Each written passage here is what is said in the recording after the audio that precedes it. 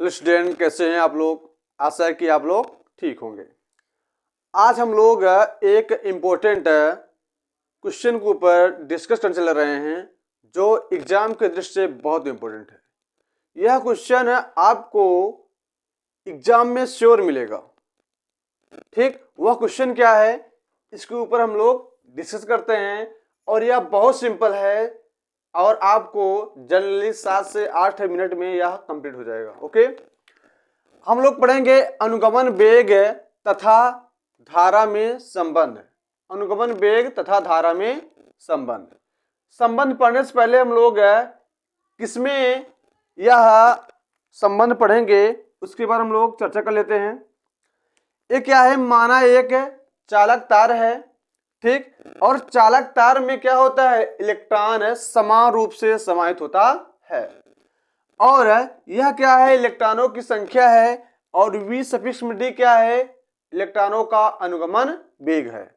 इस चालक तार का क्षेत्रफल है और इसकी लंबाई l है और इस चालक तार में हम क्या करते हैं, एक बैटरी जोड़ देते हैं और इस बैटरी के द्वारा इस चालक तार में धारा प्रवाहित होती है। जब इस चालक तार में धारा प्रवाहित होती है तो धारा के विपरीत दिशा में इलेक्ट्रॉन गति करने लगता है, जिसे हम लोग क्या कहते हैं, अनुगमन वेग कहते हैं और इसे Vd से प्रदर्शित करते हैं।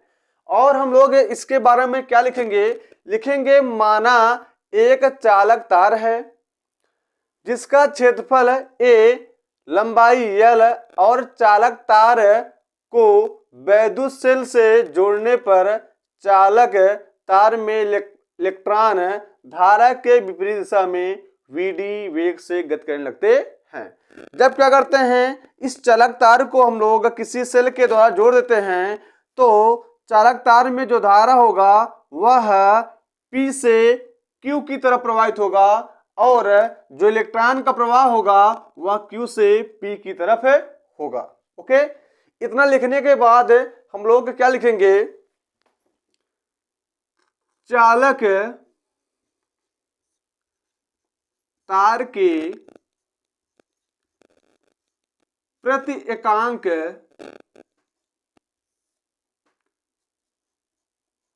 क्षेत्रफल में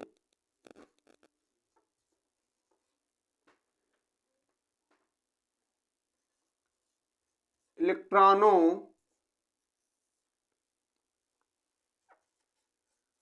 की संख्या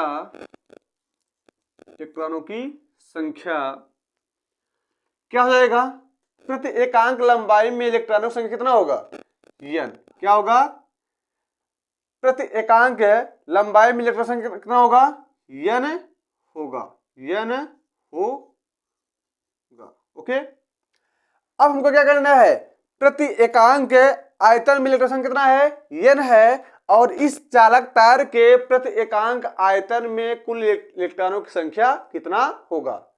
तो आयतन क्या होता है, आयतन होता है लंबाई गुणे चौड़ाई गुणे ऊंचाई, यानी प्रति एकांक आयतन यानी 1 मीटर लंबाई, 1 मीटर चौड़ाई और 1 मीटर ऊंचाई में कितना इलेक्ट्रॉन होगा उसकी हमको संख्या लिखना है। तो हम लोग क्या लिखेंगे, एकांक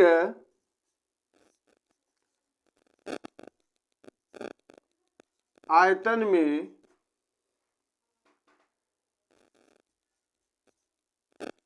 इलेक्ट्रॉनों की संख्या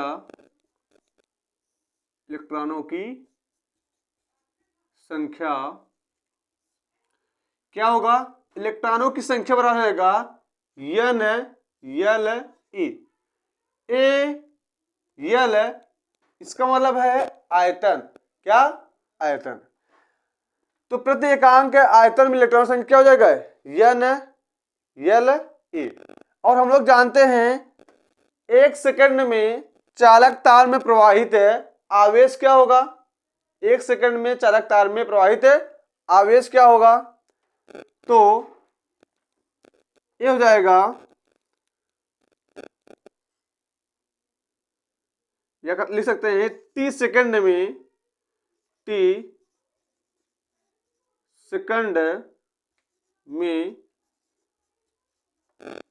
चालक तार में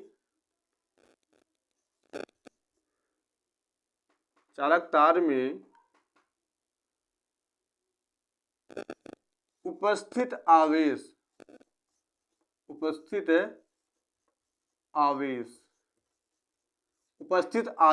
क्या होगा बोलो। Q इज इक्वल टू जाएगा N L A into E। कैसे? क्योंकि हम लोग जानते हैं Q बराबर क्या होता है, N इंटू E होता है, N इंटू E होता है। लेकिन हम लोग एकांक आयतन में इलेक्ट्रॉनों की संख्या कितना है, N L A है, तो T सेकंड में चालक तार में उपस्थित आवेश क्या होगा, Q इज इक्वल टू क्या हो जाएगा, N L A into E। यानी ये क्या है, N L A क्या है, इलेक्ट्रॉनों की संख्या है, और E क्या है, इलेक्ट्रॉन पर आवेश है। ए बन जाएगा समीकरण नंबर 1। क्या बन जाएगा, समीकरण नंबर 1। ठीक। अब उसके बाद हम लोग लिखेंगे कि चालक तार में यानी T समय में चालक तार का अनुगमन वेग, चालक तार का अनुगमन वेग, ये लिख सकते हैं चालक तार का अनुगमन वेग। चालक तार का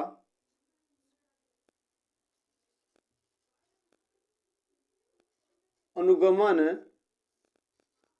वेग, अनुगमन वेग क्या होता है, ध्यान दीजिए। अनुगमन वेग, वेग मतलब वेग बराबर क्या होता है, वेग बराबर होता है विस्थापन बटे समय। वेग बराबर क्या होता है, वेग बराबर होता है विस्थापन बटे क्या होता है, समय होता है। वेग बराबर क्या होता है, विस्थापन बटे समय होता है। ओके, यहां तक नोट कर लीजिए। उसके बाद क्या करेंगे, इसको हम मिटाएंगे, ठीक ना। नोट हो गया, चलो ठीक है, इसको हम मिटाते हैं।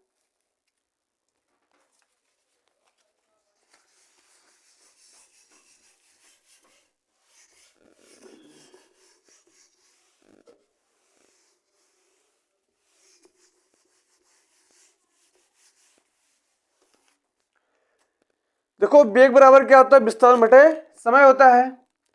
तो वेग को हम लोग v सफिक्स में, वेग को हम लोग क्या लिखेंगे, v सफिक्स में d इज इक्वल टू, विस्थापन क्या है, विस्थापन मतलब इस चालक तार की लंबाई, लंबाई क्या हो जाएगा, L होगा, और समय क्या होगा, समय होगा t, क्या होगा, समय होगा t होगा।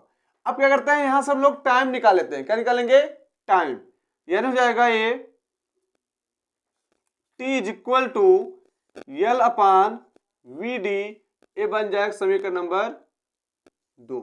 ओके, समीकरण नंबर 2 बन जाएगा। अब हम लोग क्या करेंगे, लिखेंगे हम जानते हैं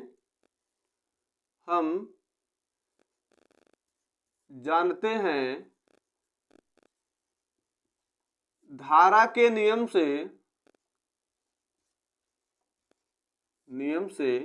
जब इसमें इलेक्ट्रॉन उपस्थित है, हम लोग क्या कर रहे हैं, बैटरी के द्वारा धारा प्रवाहित कर रहे हैं, तो क्या हो जाएगा, तो इस पूरे परिपथ में क्या होगा, धारा का प्रवाह होगा।